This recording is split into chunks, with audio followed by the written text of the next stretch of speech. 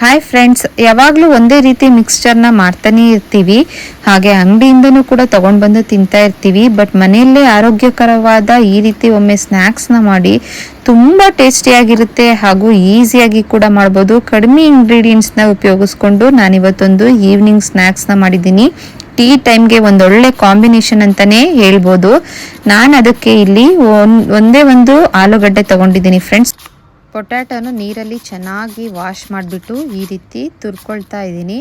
ಸಣ್ಣ ಕಣ್ಣಲ್ಲಾದರೂ ಆಗಿರ್ಬೋದು ಅಥವಾ ಸ್ವಲ್ಪ ದೊಡ್ಡ ತೂರಿನಾದರೂ ಆಗಿರಲಿ, ನೀಟಾಗಿ ತುರ್ಕೊಂಡಿದ್ದಾದಮೇಲೆ ಇದನ್ನು ನೀರಲ್ಲಿ ಹಾಕಿ ಚೆನ್ನಾಗಿ ವಾಶ್ ಮಾಡ್ತಾ ಇದ್ದೀನಿ. ಬಿಕಾಸ್ ಇದರಲ್ಲಿ ಸ್ಟಾರ್ಚ್ ಇರುತ್ತೆ, ಅದೆಲ್ಲ ಸ್ವಲ್ಪ ನೀಟಾಗಿ ಹೋಗೋ ಹಾಗೆ ನೀರಲ್ಲಿ ಚೆನ್ನಾಗಿ ಒಂದು 2-3 ಸರಿ ವಾಶ್ ಮಾಡಿಬಿಟ್ಟು ಮತ್ತು ಇದನ್ನು ಡ್ರೈ ಮಾಡ್ಕೊಳ್ತಾ ಇದ್ದೀನಿ ಫ್ರೆಂಡ್ಸ್. ನಾನಿಲ್ಲಿ ಈ ರೀತಿ ಕೈಯಲ್ಲಿ ನೀಟಾಗಿ ಹಿಂಡ್ಕೊಳ್ತಾ ಇದ್ದೀನಿ.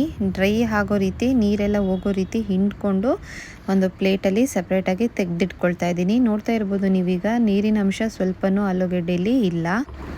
ನಂತರ ನಾನೀಗ ಒಂದು ಬಾಣಲಿನ ಸ್ಟವ್ ಮೇಲೆ ಇಟ್ಬಿಟ್ಟು ಎಣ್ಣೆ ಹಾಕ್ತಾ ಇದ್ದೀನಿ ಫ್ರೆಂಡ್ಸ್. ಇಲ್ಲಿ ಆಲೂಗೆಡ್ಡೆನ ಡೀಪ್ ಫ್ರೈ ಮಾಡ್ಕೊಳ್ತೀವಿ, ಹಾಗಾಗಿ ಎಷ್ಟು ಬೇಕೋ ಅಷ್ಟು ಎಣ್ಣೆನ ಹಾಕ್ಕೊಂಡು ಡೀಪ್ ಫ್ರೈ ಮಾಡೋದಕ್ಕೆ ಅದನ್ನು ಸ್ವಲ್ಪ ಬಿಸಿ ಆಗೋ ತನಕ ಬಿಡಿ. ಚೆನ್ನಾಗಿ ಬಿಸಿ ಆಗಬೇಕು. ನೋಡ್ತಾ ಇರ್ಬೋದು ನೀವೀಗ ಎಣ್ಣೆ ತುಂಬ ಚೆನ್ನಾಗಿ ಕಾದಿದೆ. ನಾನಿಲ್ಲಿ ಒಂದೆರಡನ್ನ ಹಾಕಿ ಟೆಸ್ಟ್ ಮಾಡ್ತಾ ಇದ್ದೀನಿ. ಈ ಎಣ್ಣೆ ಚೆನ್ನಾಗಿ ಕಾದಿರೋದ್ರಿಂದ ನಾನು ತುರಿದಿಟ್ಕೊಂಡಿರೋಂಥ ಆಲೂಗೆಡ್ಡೆನ ಅದಕ್ಕೆ ಹಾಕಿ ಸಣ್ಣ ಊರಿನಲ್ಲಿ ಸಣ್ಣ ಫ್ಲೇಮ್ ಮಾಡಿಬಿಟ್ಟು ಒಂದು 2-3 ನಿಮಿಷಗಳ ಕಾಲ ಬಿಡಬೇಕು. ಮಧ್ಯೆ ಮಧ್ಯೆ ಈ ರೀತಿ ಕೈ ಹಾರಿಸ್ತಾ ಇರಿ, ಟರ್ನ್ ಮಾಡ್ತಾ ಇರಿ. ಆಲೂಗಡ್ಡೆ ಯಾವ ಕಲರ್ ಬಂದಿದೆ ಅಂತ ನೋಡ್ತಾ ಇರಿ. ನೋಡಿ, ಈಗ ಆಲೂಗಡ್ಡೆ ತುಂಬ ಚೆನ್ನಾಗಿ ಫ್ರೈ ಆಗಿದೆ. ಈ ಕಲರ್ ಬಂದಾದಮೇಲೆ ನಾನು ಇದನ್ನು ನೀಟಾಗಿ ಒಂದು ಕಡೆಗೆ ಸಪ್ರೇಟಾಗಿ ತೆಗೆದಿಟ್ಕೊಳ್ತಾ ಇದ್ದೀನಿ.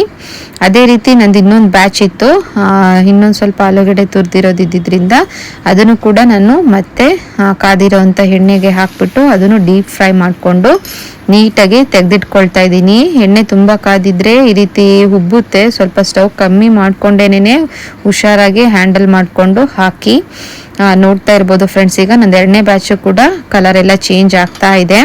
ಸೊ ಇದನ್ನು ಕೂಡ ನಾನು ಸಪ್ರೇಟಾಗಿ ತೆಗೆದಿಟ್ಕೊಳ್ತಾ ಇದ್ದೀನಿ. ಆಲೂಗಡ್ಡೆ ಫ್ರೈ ಮಾಡಿರೋದು ಆಗಿದೆ ಫ್ರೆಂಡ್ಸ್. ಈಗ ಮತ್ತೆ ನಾನಿಲ್ಲಿ ಈ ಮಿಕ್ಸ್ಚರಿಗೆ ಒಂದು ಅರ್ಧ ಹಿಡಿಯಷ್ಟು ಕಡಲೆ ಬೀಜನ ತಗೊಂಡಿದ್ದೀನಿ. ಅದನ್ನು ಕೂಡ ನಾನು ಡೀಪ್ ಫ್ರೈ ಮಾಡೋದಕ್ಕೆ ಇದೇ ಬಾಣಲಿಗೆ ಕಾದಿರುವಂಥ ಎಣ್ಣೆಗೆ ಹಾಕ್ಬಿಟ್ಟು ಚೆನ್ನಾಗಿ ಕೈ ಆಡಿಸ್ಕೊಂಡು ಫ್ರೈ ಮಾಡ್ಕೊಳ್ತಾ ಇದ್ದೀನಿ.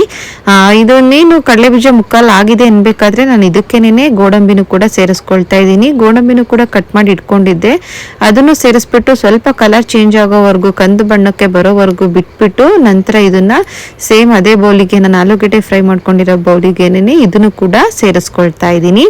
ನೋಡ್ತಾ ಇರ್ಬೋದು ನೀವೀಗ ಆಲೂಗಡ್ಡೆ ಹಾಗೆ ಕಡಲೆ ಬೀಜ ಮತ್ತು ಗೋಡಂಬಿ ಇಷ್ಟನ್ನು ಕೂಡ ಫ್ರೈ ಆಗಿದೆ. ನಂತರ ನಾನು ಇದಕ್ಕೆ ಕಡಲೆ ತೊಗೊಂಡಿದ್ದೀನಿ. ಕಡಲೆನೂ ಕೂಡ ಸ್ವಲ್ಪ ಕಲರ್ ಚೇಂಜ್ ಆಗೋವರೆಗೂ ಇದೇ ಎಣ್ಣೆಲೇನೆ ಫ್ರೈ ಮಾಡ್ಕೊಳ್ತಾ ಇದ್ದೀನಿ ಫ್ರೆಂಡ್ಸ್. ಈ ಮಿಕ್ಸ್ಚರ್ಗೆ ನಿಮಗೆ ಬೇಕಾದರೆ ಬೇರೆ ಇಂಗ್ರೀಡಿಯೆಂಟ್ಸ್ನು ಸೇರಿಸ್ಕೊಳ್ಬೋದು, ಲೈಕ್ ಅವಲಕ್ಕಿ ಹಾಗೆ ಬೆಳ್ಳುಳ್ಳಿ ಸೇರಿಸ್ಕೊಂಡು ಅದನ್ನು ಕೂಡ ಈ ಮಿಕ್ಸ್ಚರ್ಗೆ ನೀವು ಆ್ಯಡ್ ಮಾಡ್ಕೊಳ್ಬೋದು. ಬಟ್ ನಾನಿಲ್ಲಿ ಕಡಿಮೆ ಇಂಗ್ರೀಡಿಯೆಂಟ್ಸ್ನೇ ಯೂಸ್ ಮಾಡಿಕೊಂಡು ನಾನು ಈ ಮಿಕ್ಸ್ಚರ್ನ ರೆಡಿ ಮಾಡ್ತಾ ಇರೋದು. ಸೊ ಟೇಸ್ಟಿಯಾಗಿ ಬಂದಿತ್ತು ಅಂತಲೇ ಹೇಳ್ಬೋದು. ನೋಡ್ತಾ ಇರ್ಬೋದು ನೀವೀಗ ನಾನೀಗ ಅದಕ್ಕೆ ಮತ್ತೆ ಕರಿಬೇವನ್ನು ಕೂಡ ಆ್ಯಡ್ ಮಾಡಿಬಿಟ್ಟು ಅದನ್ನು ಕೂಡ ಚೆನ್ನಾಗಿ ಫ್ರೈ ಮಾಡ್ಕೊಳ್ತಾ ಇದ್ದೀನಿ. ನಾನು ಫ್ರೈ ಮಾಡಿರೋದು ಇಷ್ಟೇ ಇಂಗ್ರೀಡಿಯೆಂಟ್ಸು ಫ್ರೆಂಡ್ಸ್. ಒಂದು 4-5 ಇಂಗ್ರೀಡಿಯೆಂಟ್ಸಲ್ಲಿನೇ ನಾನು ಈ ಮಿಕ್ಸ್ಚರ್ನ ರೆಡಿ ಮಾಡ್ತಾ ಇದ್ದೀನಿ. ಮತ್ತು ಇದೇ ಬೌಲಿಗೆನೆ ರುಚಿಗೆ ತಕ್ಕಷ್ಟು ಉಪ್ಪು ಹಾಗೆ ನಿಮ್ಗೆ ಎಷ್ಟು ಖಾರ ಬೇಕು ಅನಿಸುತ್ತೋ ಅಷ್ಟು ಖಾರದ ಪುಡಿನ ಹಾಕ್ಬಿಟ್ಟು ಚೆನ್ನಾಗಿ ಒಂದೊಳ್ಳೆ ಮಿಕ್ಸ್ ಕೊಡಿ. ಚೆನ್ನಾಗಿ ಎಲ್ಲದನ್ನು ಉಪ್ಪು ಖಾರ ಎಲ್ಲದಕ್ಕೂ ಹಿಡಿಯೋ ಹಾಗೆ ಈ ರೀತಿ ನೀಟಾಗಿ ಕಲಿಸ್ಕೊಂಡ್ರೆ ಆಲೂಗಡ್ಡೆ ಮಿಕ್ಸ್ಚರ್ ರೆಡಿ ಆಗಿದೆ.